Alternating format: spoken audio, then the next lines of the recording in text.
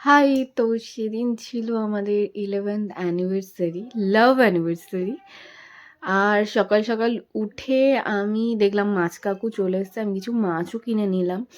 তো আমি সেদিনকার কিছুই মানে সেরকম কিছুই ভাবিনি যে কিছু করব বা কিছু। যা করব মানে দুপুরে কিছু খাওয়া-দাওয়া সেরকম কোনো ব্যাপার নেই। যা করব রাত্রিবেলা। আর মামামকে আজকে একটু মানে ওই বলছে যে মায়ের কাছে যাবে। মানে মায়ের বাড়িতে। তো ওকে একটু দিয়ে আসবো ওখানে।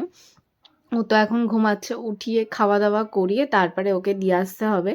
তো ওকে মানে ও ঘুমাচ্ছে আর এখন যাচ্ছি আমি বাজার করতে। মানে ওকে একা বাড়িতে রেখে আমি বাজার করতে যাচ্ছি। হ্যাঁ, আমি এটাই করি। ১ম না খুবই ভয় পেতাম যে বাচ্চাটাকে একা রেখে আমি কি করে যাবো? বা ও একা, একা থাকতে পারবে কিনা? মানে অনেক চিন্তা হতো। এমনকি মানে কি করে যে কাজ করবো আমি এটাই ভাবতাম। ওকে একা রেখে আমি যে খাটের উপর চলে যাবো, কারণ আমার একটা ফ্রেন্ড আছে তার মানে ছেলেকে ও একাই মানুষ করেছে। মানে ওর ছেলেকে ও একাই মানুষ করেছে। সেখানে দেখেছি যে ওর ছেলে অনেকবার পড়ে গেছে, অনেকবার লেগেছে, মাথায় লেগেছে, হাতে লেগেছে। সেটা নিয়ে আমার খুব মানে টেনশন ছিল। সবসময় ঘরে তো কেউ না কেউ ওর কাছে থাকতোই। আর মানে ওর কাছেই বসে থাকতো। আর সেখানে ওকে আমি একা রেখে আমি কি করে রান্নাঘরে গিয়ে নিশ্চিন্তে রান্না করবো? আমি কি করে বাদবাকি ঘরের কাজ করবো? মানে খুব মানে একটা ভ্যাবাচ্যাকা খেয়ে গেছিলাম যাকে বলা যায়। ১ম থেকেই যদি কারো উপর ওকে মানে রেখে একটা মানুষ করা হতো, তারপরে গিয়ে মানে হয়েছে সবার সঙ্গে। তারপরে গিয়ে একদম ওকে একা রাখা, মানে ওটা আমার একটা ভয়ের বিষয় ছিল। হ্যাঁ, আমি কারো কাছে নিশ্চিন্তে ছাড়তে পারি। সেটা হচ্ছে কিছু হাতে গোনা মানুষ আছে তাদের কাছে আমি নিশ্চিন্তে ছাড়তে পারি। তাছাড়া আমি কারো কাছে ওকে নিশ্চিন্তে ছাড়তে পারি না। ছাড়িও না। তো যাই হোক ভগবান আমার সাথে আছে। আর সেদিনকার দেখো সোমবার ছিল যার জন্য আমি শিবকে খুব সুন্দর করে পুজো করছিলাম। কারণ ১৬ সোমবার করেছিলাম আমি শ্রাবণ মাস থেকে, তো সেটা কমপ্লিট হয়ে গেছে। তো প্রত্যেক সোমবার আমি এইভাবেই একটুখানি পুজো করি, যেভাবে ১৬ সোমবারগুলো করেছিলাম। যাই হোক, এখন মামা অনেকটা বড় হয়ে গেছে। আর আম মানে যখন ওকে আমি একা, একা ছেড়ে ফার্স্ট আমি রান্নাঘরে যাই, আমি ভগবানকে এটাই বলেছিলাম, "তোমার উপর সবকিছু। তুমি সব ভালোই করো, কোনো কিছু খারাপের জন্য করো না। আর যদি কোনো কিছু খারাপও হয়, সেটাও আমি মনে করি কোনো না কোনো ভালো হবে বলেই ওই খারাপটা হয়।" তো যাই হোক, তো তুমিই দেখো, সত্যিই ভগবান দেখেছে। কারণ আমি ওকে একা, একা সারাদিন ঘরে নিয়ে যখন কাজ করি, মানে ওকে একাই খাটের উপর রেখে টিভি চালিয়ে দিই বা খেলনা দিয়ে দিই, ও একা, একা খেলে। নিচে আমি ওকে রাখিই না। কারণ ও সারাক্ষণ একটু চিনির পেছনে লাগে। আবার চিনিও মাঝে, মাঝে বোনের পেছনে লাগে।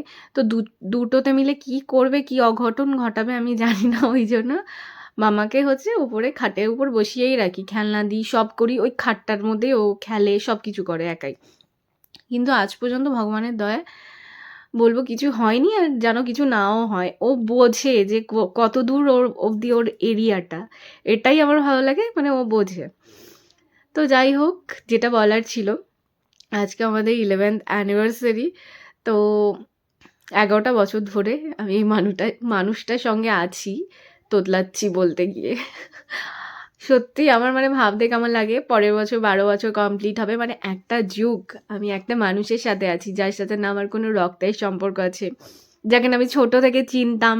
মানে যেমন আমি জন্মে আমার ভাই-বোনকে চিনি বা আমার রিলেটিভদের চিনি।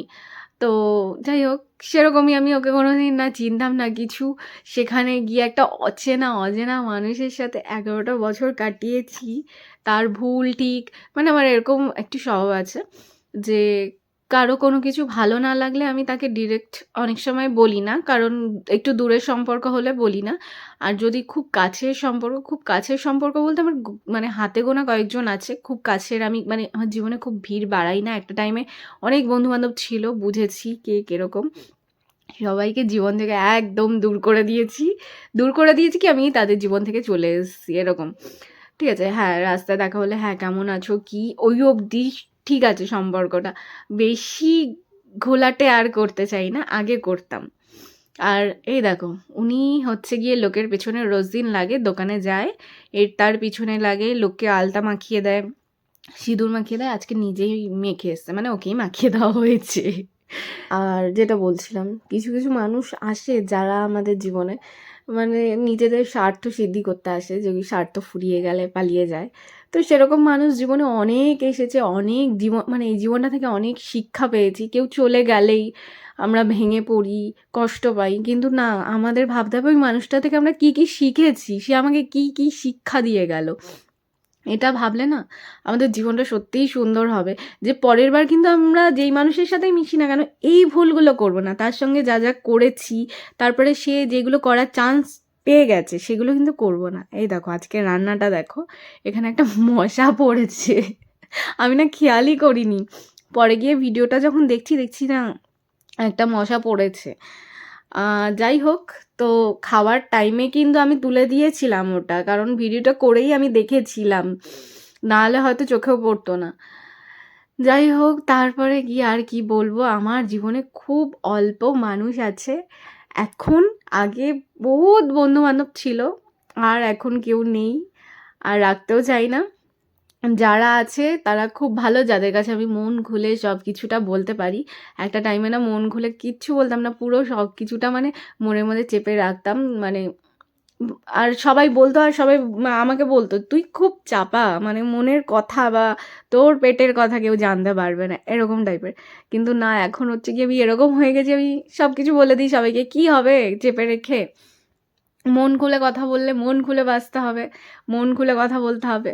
তা এখন হচ্ছে কি সবাইকে সব কি, এমন তো কিছু নয় যে যেটা বলা যাবে না। হ্যাঁ, কিছু মানুষ আছে তাদের কাছেই একমাত্র মন খুলে কথা বলি। যাই হোক, তো সেদিনকার আমরা খুব ভালোভাবে দুজন মিলে সব কিছুটা সেলিব্রেট করেছিলাম। আর অনেকেই জানে যে আমাদের লাভ ম্যারেজ না, লাভ নয়।